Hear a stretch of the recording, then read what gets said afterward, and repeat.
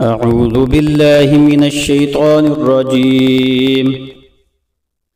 بسم الله الرحمن الرحيم. الحمد لله الذي أنزل على عبده الكتاب ولم يجعل له عوجا قيما لينذر بأسا شديدا من لدنه ويبشر المؤمنين الذين يعملون الصالحات أن لهم أجرا حسنا ماكثين فيه أبدا وينذر الذين قالوا اتخذ الله ولدا ما لهم به من علم ولا لآبائهم كبرت كلمة تخرج من أفواههم إن يقولون إلا كذبا فلعلك باخع نفسك على آثارهم إن لم يؤمنوا بهذا الحديث أسفا إنا جعلنا ما على الأرض زينة لها لنبلوهم أيهم أحسن عملا وإنا لجاعلون ما عليها صعيدا جرزا أم حسبت أن أصحاب الكهف والرقيم كانوا من آياتنا عجبا إذ أبى الفتية إلى الكهف فقالوا ربنا آتنا من لدنك رحمة وهيئ لنا من أمرنا رشدا فضربنا على آذانهم في الكهف سنين عددا ثم بعثناهم لنعلم أي الحزبين أحصى لما لبثوا أمدا نحن نقص عليك نبأهم بالحق إنهم فتية آمنوا بربهم وزدناهم هدى وربطنا على قلوبهم إذ قاموا فقالوا ربنا رب السماوات والأرض لن ندعو من دونه إلها لقد قلنا إذا شططا هؤلاء قومنا اتخذوا من دونه آلهة لولا يأتون عليهم بسلطان بين فمن أظلم ممن افترى على الله كذبا وإذ اعتزلتموهم وما يعبدون إلا الله فأووا إلى الكهف ينشر لكم ربكم من رحمته ويهيئ لكم من أمركم مرفقا وترى الشمس إذا طلعت تزاور عن كهفهم ذات اليمين وإذا غربت تقرضهم ذات الشمال وهم في فجوة منه ذلك من آيات الله من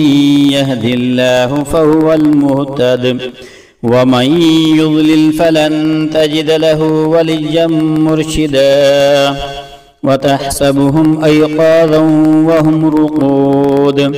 ونقلبهم ذات اليمين وذات الشمال وكلبهم باسط ذراعيه بالوصيد لو اطلعت عليهم لوليت منهم فرارا ولملئت منهم رعبا وكذلك بعثناهم ليتساءلوا بينهم قال قائل منهم كم لبثتم قالوا لبثنا يوما أو بعض يوم قالوا ربكم أعلم بما لبثتم فابعثوا أحدكم بورقكم هذه إلى المدينة فلينظر أيها أيها أزكى طعاما فليأتكم برزق منه وليتلطف ولا يشعرن بكم أحدا إنهم إن يظهروا عليكم يرجموكم أو يعيدوكم في ملتهم ولن تفلحوا إذا أبدا وكذلك أعثرنا عليهم ليعلموا أن وعد الله حق وأن الساعة لا ريب فيها إذ يتنازعون بينهم أمرهم فقالوا بنوا عليهم بنيانا ربهم أعلم بهم قال الذين غلبوا على أمرهم لنتخذن عليهم مسجدا سيقولون ثلاثة رابعهم كلبهم ويقولون خمسة سادسهم كلبهم رجما بالغيب ويقولون سمعة ويقولون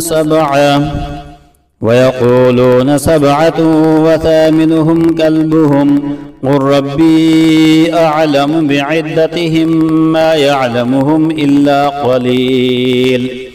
فلا تمار فيهم إلا مراء ظاهرا ولا تستفت فيهم منهم أحدا ولا تقولن لشيء إني فاعل ذلك غدا إلا أن يشاء الله واذكر ربك إذا نسيت وقل عسى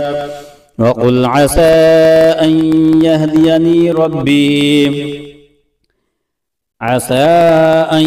يهديني ربي لأقرب من هذا رشدا ولبثوا في كهفهم 300 سنين وازدادوا 9 قل الله أعلم بما لبثوا له غيب السماوات والأرض أبصر به وأسمع ما لهم من دونه من ولي ولا يشرك في حكمه أحدا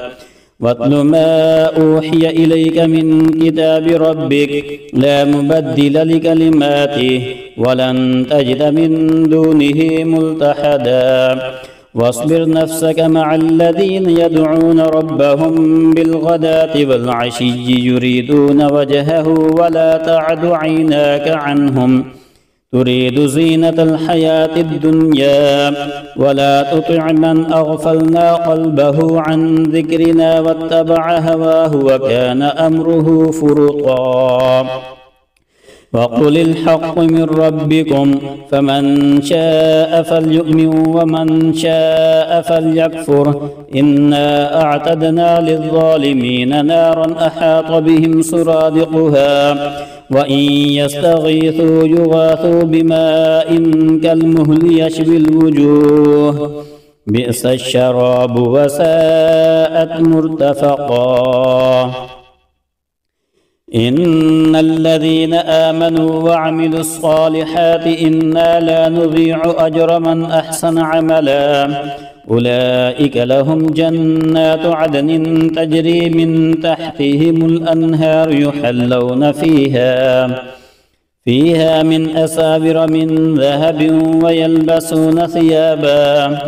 ثيابا خضرا من سندس واستبرق متكئين فيها على الأرائك نعم الثواب وحسنت مرتفقا واضرب لهم مثل الرجلين جعلنا لأحدهما جنتين من أعناب وحففناهما بنخل وجعلنا بينهما زرعا كلتا الجنتين آتت أكلها ولم تظلم منه شيئا وفجرنا خلالهما نهرا وكان له ثمر فقال لصاحبه وهو يحاوره أنا أكثر منك مالا وأعز نفرا ودخل جنته وهو ظالم لنفسه قال ما أظن أن تبيد هذه أبدا وما أظن الساعة قائمة ولئن رددت إلى ربي لأجدن خيرا منها منقلبا. قال له صاحبه وهو يحاوره أكفرت بالذي خلقك من تراب ثم من نطفة ثم سواك رجلا لكن هو الله ربي ولا أشرك بربي أحدا. ولولا إذ دخلت جنتك قلت ما شاء الله لا قوة إلا بالله إن ترني أنا أقل منك مالا وولدا فعسى ربي أن يؤتيني خيرا من جنتك ويرسل عليها حسبانا من السماء فتصبح صعيدا زلقا أو يصبح ماؤها غورا فلن تستطيع له طلبا. وأحيط بثمره فأصبح يقلب كفيه على ما أنفق فيها وهي خاوية على عروشها ويقول يا ليتني لم أشرك بربي أحدا. ولم تكن له فئة ينصرونه من دون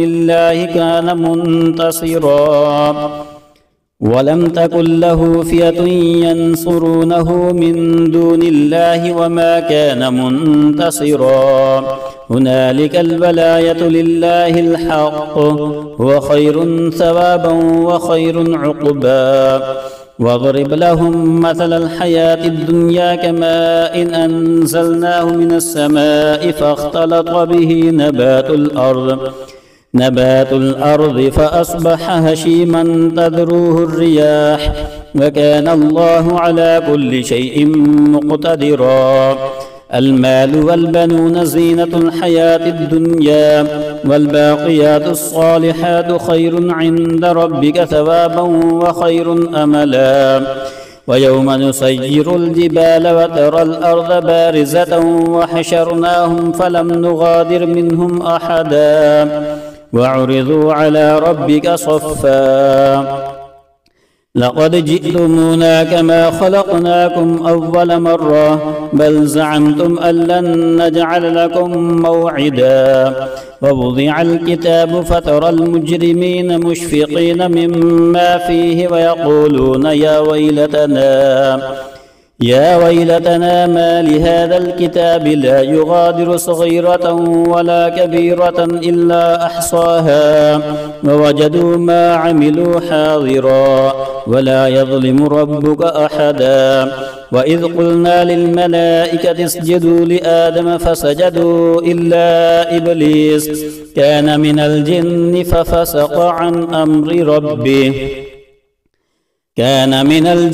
ففسق عن أمر ربه أفتتخذونه وذريته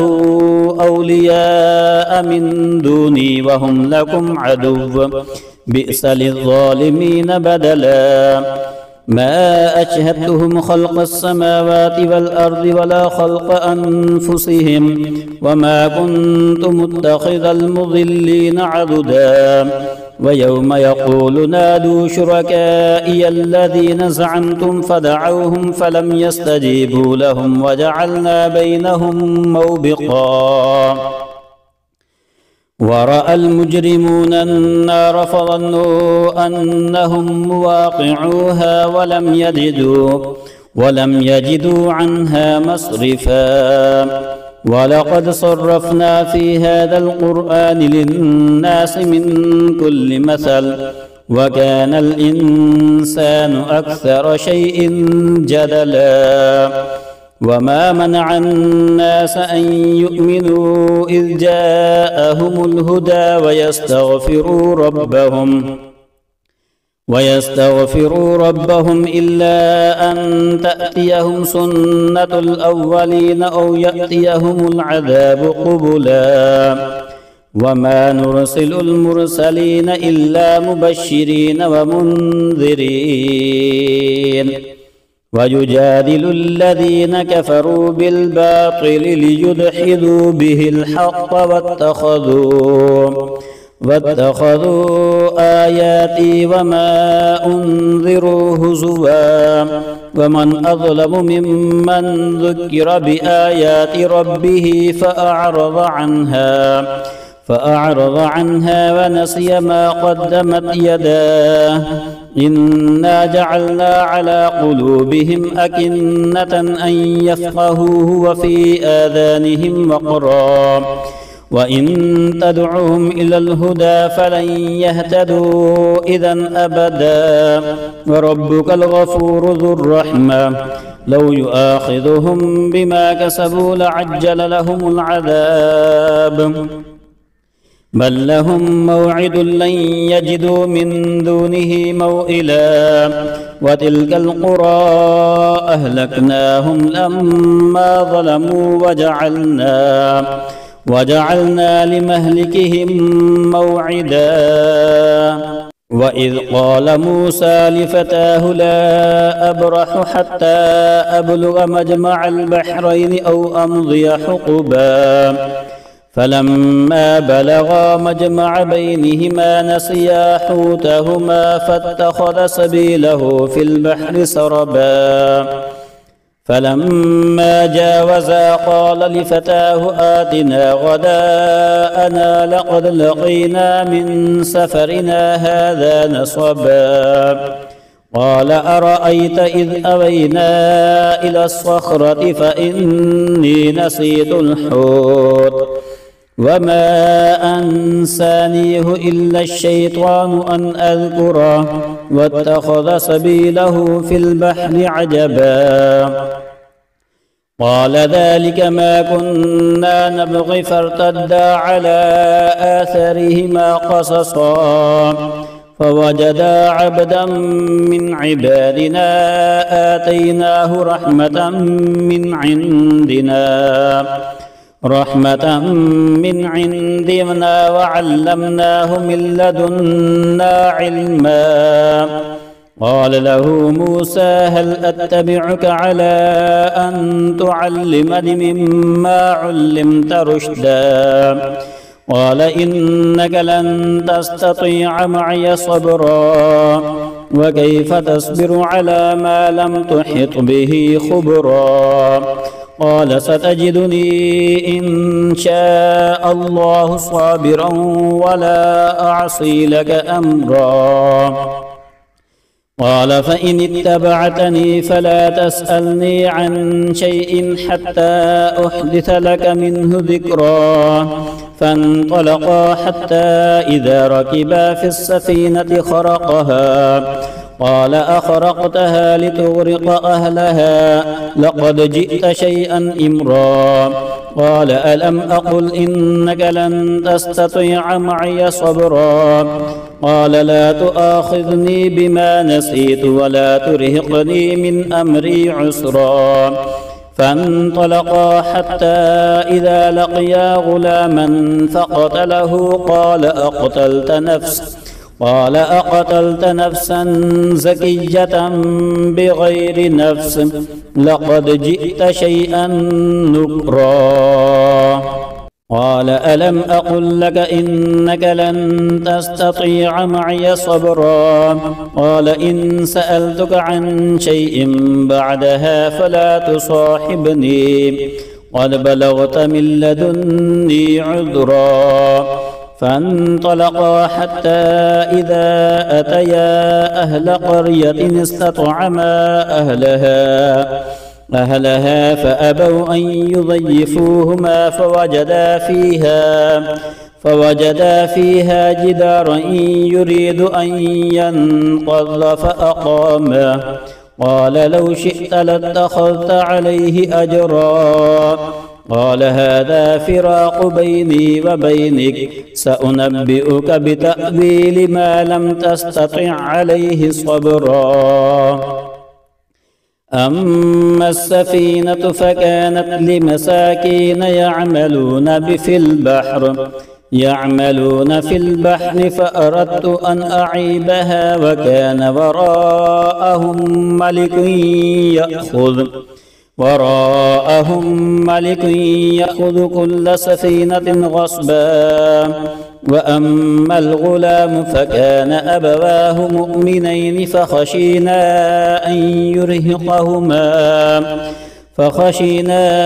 أن يرهقهما طغيانا وكفرا، فأردنا أن يبدلهما ربهما خيرا منه زكاة وأقرب رحما. وأما الجدار فكان لغلامين يتيمين في المدينة وكان تحته كنز لهما وكان أبوهما صالحا، فأراد ربك أن يبلغا أشدهما ويستخرجا كنزهما رحمة من ربك وما فعلته عن أمري ذلك تأويل ما لم تستطع عليه صبرا. ويسألونك عن ذي القرنين قل سأتلو عليكم منه ذكرا. إنا مكنا له في الأرض وآتيناه من كل شيء سببا فأتبع سببا حتى إذا بلغ مغرب الشمس وجدها تغرب في عين حمئة ووجد عندها قوما. قلنا يا ذا القرنين إما أن تعذب وإما أن تتخذ فيهم حسنا. قال أما من ظلم فسوف نعذبه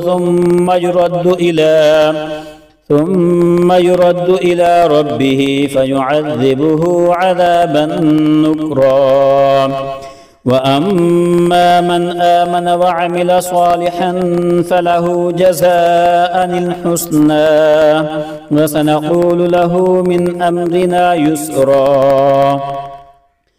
ثم أتبع سببا حتى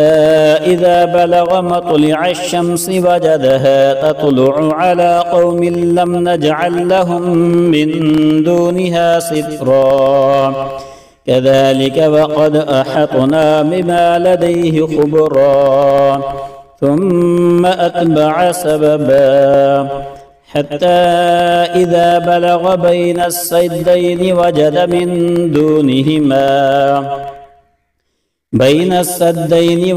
من دونهما قوما لا يكادون يفقهون قولا. قالوا يا ذا القرنين إن يأجوج ومأجوج مفسدون في الأرض فهل نجعل لك خرجا على أن تجعل بيننا وبينهم سدا. قال ما مكني فيه ربي خير فأعينوني بقوة أجعل بينكم وبينهم ردما. آتوني زبر الحديد حتى إذا ساوى بين الصدفين قال انفخوا حتى إذا جعله نارا قال آتوني أفرغ عليه قطرا. فما استطاعوا أن يظهروه وما استطاعوا له نقبا. قال هذا رحمة من ربي فإذا جاء وعد ربي جعله دكاء وكان وعد ربي حقا. وتركنا بعضهم يومئذ يموج في بعض ونفخ في الصور فجمعناهم جمعا. وعرضنا جهنم يومئذ للكافرين عرضا. الذين كانت أعينهم في غطاء عن ذكري وكانوا لا يستطيعون سمعا. أفحسب الذين كفروا أن يتخذوا عبادي من دوني أولياء إنا أعتدنا جهنم للكافرين نزلا قل هل ننبئكم بالأخسرين أعمالا الذين ضل سعيهم في الحياة الدنيا وهم يحسبون أنهم يحسنون صنعا أولئك الذين كفروا بآيات ربهم ولقائه فحبطت أعمالهم فلا نقيم لهم يوم القيامة وزنا ذلك جزاؤهم جهنم بما كفروا واتخذوا آياتي ورسلي هزوا إن الذين آمنوا وعملوا الصالحات كانت لهم جنات الفردوس نزلا خالدين فيها لا يبغون عنها حولا قل لو كان البحر مدادا لكلمات ربي لنفد البحر قبل أن